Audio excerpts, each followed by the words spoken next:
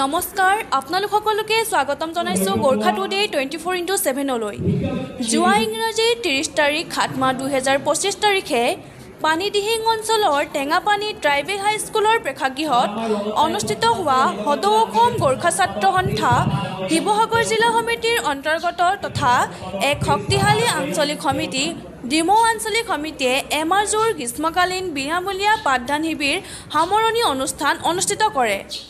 আমন্ত্ৰিত অতিথি হিচাপে উপস্থিত থাকে শিৱসাগৰ জিলাৰ গোৰ্খা ছাত্ৰ সন্থাৰ মুখ্য উপদেষ্টা দীপুপুৰী, সভাপতি অপূৰ্ব শৰ্মা, সাধাৰণ সম্পাদক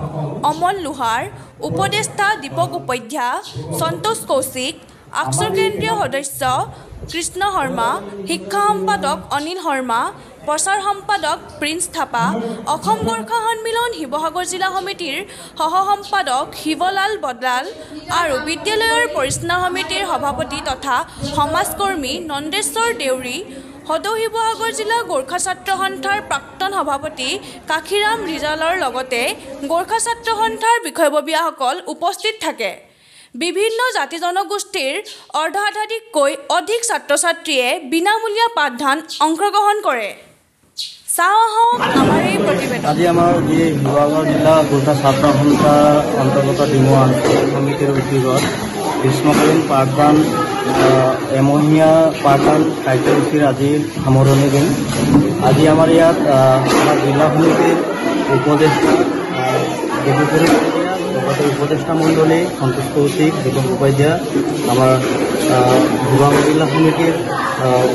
সম্পাদক অমল লোহাৰ ডাঙৰীয়া, সেই ধৰি আমাৰ প্ৰাক্তন জিলা সমিতিৰ সভাপতি লগতে গোৰ্খা সন্মিলনৰ সহকাৰী সম্পাদকে ধৰি বহুকেইজন বিশিষ্ট ব্যক্তি আমাৰ মাজত উপস্থিত থাকে। আৰু আমি বিশেষকৈ আমি ট্ৰাইবেল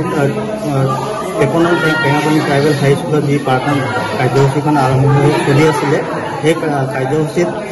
গোৰ্খা সম্প্ৰদায়ৰ লগতে আমাৰ ওচৰত থকা দেউৰী সম্প্ৰদায় আৰু মিচিং সম্প্ৰদায়ৰ প্ৰায় 20জন ছাত্ৰ ছাত্ৰীক আমি গ্ৰীষ্মকালীন পাঠদানত সহভাগী হ'বলৈ আমি সুযোগ প্ৰদান কৰিলোঁ। আৰু আমি ভাবোঁ আহি থকা দিনবিলাকত আমি শৈক্ষিকৰ ক্ষেত্ৰত বিভিন্ন জাতি জনগোষ্ঠী এক হৈ আমি কাম কৰি যাম আৰু এনেধৰণে আমি শিক্ষামূলক কাৰ্যসূচীবিলাক হাতত লৈ আমি সকলো জাতি জনগোষ্ঠীক এক কৰি আমি খোজ দি আমি আগবাঢ়ি গুচি যাম বুলি আমি জিলা সমিতি, আঞ্চলিক সমিতি আৰু গোৰ্খা ছাত্ৰ সন্থা সকলোৱে আমি আশা কৰোঁ।